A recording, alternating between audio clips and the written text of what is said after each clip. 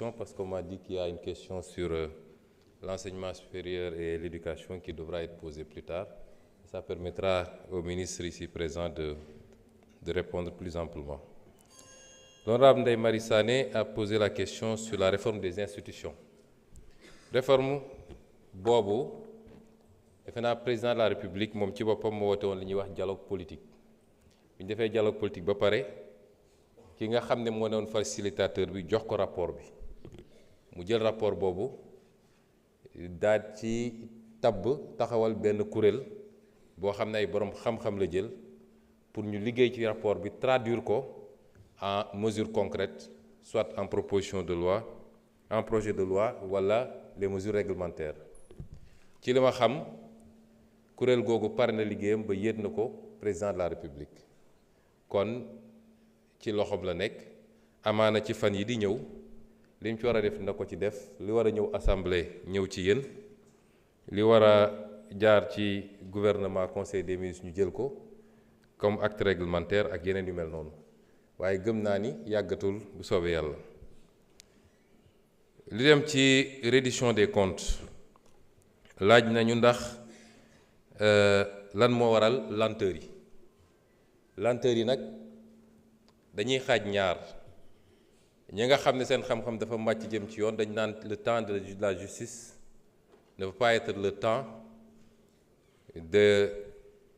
des hommes ou quelque chose comme ça encore que la justice est supposée être faite par des hommes et pour des hommes mais am na lu yoon wax mooy traiter les dossiers dans un délai raisonnable lan mooy délai raisonnable nag lu ñuy apprécier la benn dossiers yi war nañ ko traiter avec rigueur et sérieux nit balaa nga koy jiiñ ba war koo woo ba war koo atte da nga war a def liggéey bu sérieux loolu ñu nangul ko magistrature wala justice ni que parax-paraxe dossier gaawantu jiiñ nit bëgg a régler des comptes ñun bokkul ci suñu programme kon dossier yëpp nañ ko def teg ko ci yoon muy le temps de l'instruction bi jaar yoon ñu am ay preuves yu leer nañ wala ñu ñàkk preuve ñu xam ni lii la waaye rigueur boobu ñu laaj ci traitement dossier bi dàqantewul ak célérité qui est un principe de procédure judiciaire parce que bu dossier gaawul tey bëri na ñoo xam ne ñu ngi leen jàpp te leen ay weer xanaa kay nit boo ko jàppee war nga ko mën a àtte bu gaaw wala nga ba ko mu dem këram waaye mënoo tey nit ay weeri weer ñu naan ñi ngi instruction kon loolu it justice war na cee góorgóorlu ba ñaar yooyu mu mun koo allier nañu traiter dossier avec rigueur waaye it nañ ko def avec célérité or ci dossier yooyu ngeen tudd defe naa bi ñu commencé ak léegi weesu na at te benn renvoi amagul mooy tey ubbeeguñu benn procès ne ñi ngi àtte nit parce que instruction ba jeex na loolu nag dafay xaw a niroog yéex lan moo ko waral ndax manque effectif la wala ñàkk farlu wala loolu xaw ma ko ñun nag en tant qu'exécutif du ñu immiscé wu ci dossier yi waaye am nañu sañ-sañu ñoon sax ñun la ko wax mooy ñun ñoo war a veiller au bon fonctionnement du service public de la justice waaye du ñu wax juge defal lii wala bul def lii te loolu bis bu ne ñoo ngi ciy def liñ ci war a def it ci suñu wàll mu jaar ci madame le ministre de la justice nga xam ne mënoon na tontu question bi sax waaye dama ko ramassé waale rek mun na am sax mu complété su dee am na lu mu ci yokk su dee am nay statistique la jëm nag ci ndax exécutif mi ngi traité correctement loolu moom awma ci sikki sàkk damay joxe exemple parce que sénégalais yu bëri dañu naan soo jëlee lu mel ni inspection générale d'État dañoo gëmloo nit ñi ni loolu compétence président de la République kese la moo tax ñenn ñi naan waaw Sonko wax na rapport sangam moom nu mu jotee sa rapport boobu te inspection générale d'État war a rendre compte exclusivement au président loolu ñàkk a xam loi yi la inspection générale d'État c'est logé à la présidence bu defee rapport am ba noppi président moo koy jox ordre de mission définir mission bi fixer même période bi bu defee rapport am ba pare communiquer ko ñu mu ko war a communiquer pour contradictoire am ñooñu tontu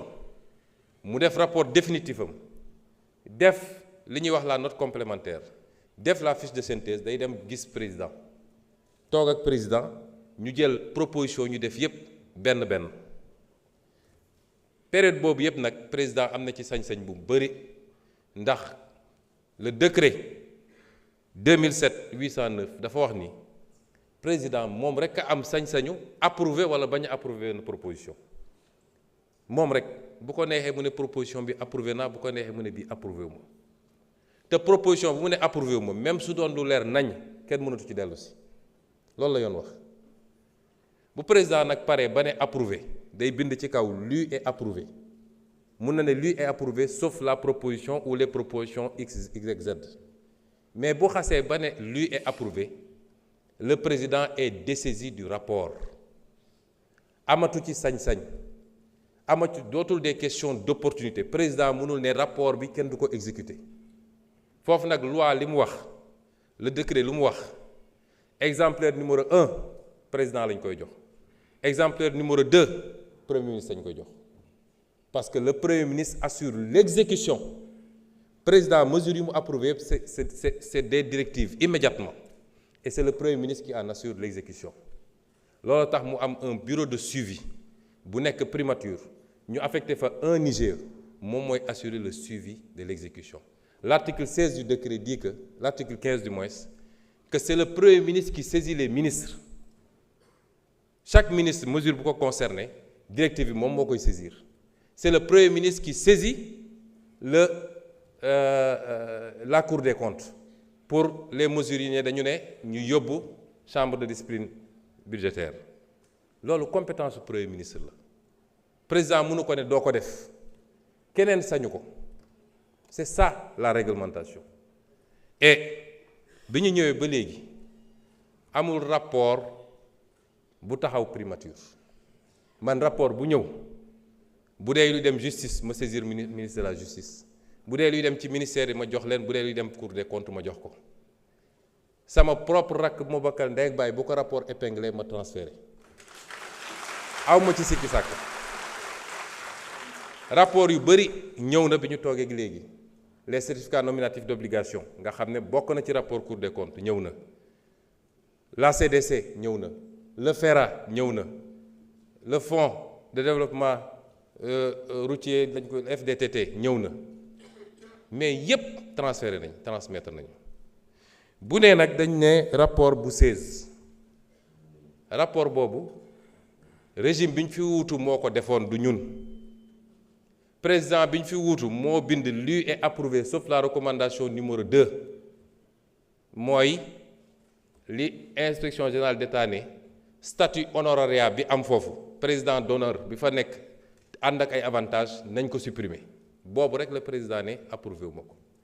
yeneen yi ca des yépp président da ko approuvé premier ministre bi fi newoon ci jamono jooju te waroon nekk fii honorable Amadou Ba commencé woon na exécuter rapport bi ba bind Moustapha Ba ministre des finances bind Abdoulaye Daouda Diallo président 16 un truc transmettre présidente sortante bi le rapport bind pour ñu saisir la justice yooyu yëpp mi ngi ko bind le 3 juillet 2023 kon rapport boobu du lu ñuy laam-laamee ndax dina dem wala du dem man nag continuité de l'État laa xam moo tax bi ma ñëwee la ma ca war a def naa ko li war a dem ci justice joxe naa ko li war a dem feneen joxe naa ko parce que noonu la war a demee comme yeneen rapport yépp kon amul lu ñuy téye ci rapport ku def ku coupable man xaw ma ko bu demee fi mu war a dem ñoom dinañ ko wax ma am yéene nag ñi mu concerné yépp yàlla na leen ci yàlla génne ba du ñu coupable dara waaye su ma jotee rapport ñu ne jël nañu koppar bu toll noonu te jaarul ci fenn fu mu war a jaar sama obligation mooy ma transmettre ko te transmettre na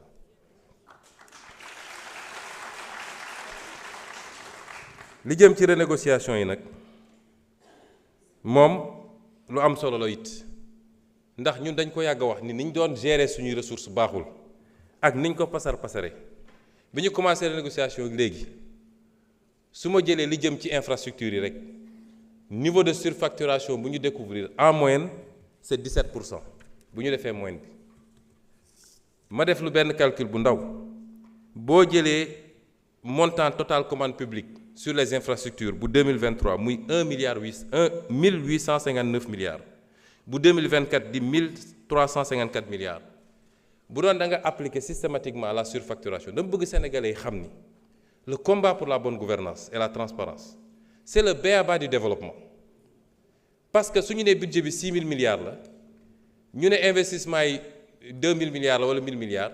imaginez en moyenne 17% yoo xam ne ay surfacturation la te corruption ñëwagul boo ko jëlee ci 2023 rek c'est 316 milliards nga jël ko ci 2024 muy 230 milliards ñaari année yi rek mat na 546 milliards boo ko doon def projection te loolu benn rek la waxuma la les fraudes sur les exonérations waxuma la mais li xew ci réew mi su ko nit ñi xamoon man gëm naa ni minimum 40% du budget est détourné de son objectif dem ci ay postu nit donc le premier combat qu'il faut gagner c'est le combat de la bonne gouvernance ñu dugg ci nag sori ci may féliciter le comité bi ci liggéey am ci ay résultats yoo xam ne dinañ ci def point de presse spécialement ci li ñu renégocier lu ci bëri nag ñañ ko seqal d'accord nañu ni lii surfacturation la ba su am na ci ay yoo xam ne dañ koy delloosiwaat ci biir marché bi en quantité wala en qualité loo xam ne dañ ko ciy dugal mun naa jël ci wàllu éducation nationale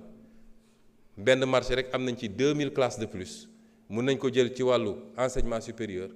léegi le ministre des infrastructures mi ngi may jox un certain nombre de choses yooyu dafa bëri nga jël le domaine des ressources naturelles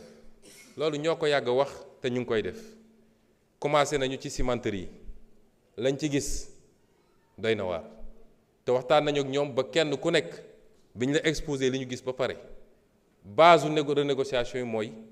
dina am loo xam ne tey ci li ñu jàpp ni manque à gagner la foog nga dugal ko ci budget état dina am loo xam ne da ngay nangu ñu aligner la tout de suite ci droit commun bi nga xam ne dootoo am exonération loolu rek c'est 300 milliards de gagnés par année loolu rek nga jël lu jëm ci wàllu phosphate bi noonu la demee ci mbirum ICS nga xam ne lañ fa gis jéggi na dayoo recevoir nañ leen fan yi ba tegal leen ne leen lii ak lii la ñu gis te faw rek ñu doxalee ko nii noonu la amee ci yeneen secteurs yépp yi ñuy renégocier le domaine de la santé les marchés des hôpitaux le domaine des infrastructures universitaires wax naa ko léegi liggéey boobu ñu ngi koy wéyal te yàlla may nañu ci pour le moment ñu am ci loo xam ne kawe na suñ njort wax nga léegi ba tudd nag rapport Petro-Tim loolu combat bu yàgg la su ngeen fàttali ko bindoon naa ci ab téere wax ji bëri woon na biñ ñëwee président ci boppam moom a njëkk a wax ni il faut ñu bind pour ñu ubbiwaat parce que dafa am ñaari procédure yu ci amoon ba ca njëkk gendarmerie la amoon ñu saisir ko ne rapport IGE bi fuité woon te ñu mujj koo réeral nañu def enquête ñaareel bi mooy bi reportage BBC amee coow li bëri ñu ne dossier bi mu am ñu déposer plainte contre X juge d'instruction jël dossier bi confier ko DIC boobu bu ngeen fàttali ko dafa aboutiroon à un non-lieu sous réserve de découverte d'éléments nouveaux biñ ñëwee nag ñu am yeneen information président ne dañu bind pour ñu reprendre dossier bi ma saisir ministre de la justice mu saisir procureur général mu saisir procureur ba ñu lancer dossier boobu ci diggante bi nag yàlla mi dara tëwul may nañu dox ba rapport bi réeroon te loolu lu garaaw la ndax rapport entier ñu seyal ko rocci ko ci tout le circuit de l'IGE rapport boobu yàlla tegaat na ko suñu loxo te rapport boobu li mu wax ak li mu feeñal dafa garaaw moo tax base de travail la amaana dinañu saisir assemblée nationale mu ubbi ci commission d'enquête parlementaire amaana mun nañ ko delloo juge d'instruction procureur mu saisir juge d'instruction pour ñu réouvrir le dossier amaana waaye ak lu ci munti am base bu am solo la pour ñu mën a toog waxtaan parce que ki fi nekkoon président ba muy signer décret bi ci seen régime yéen monsieur Thioye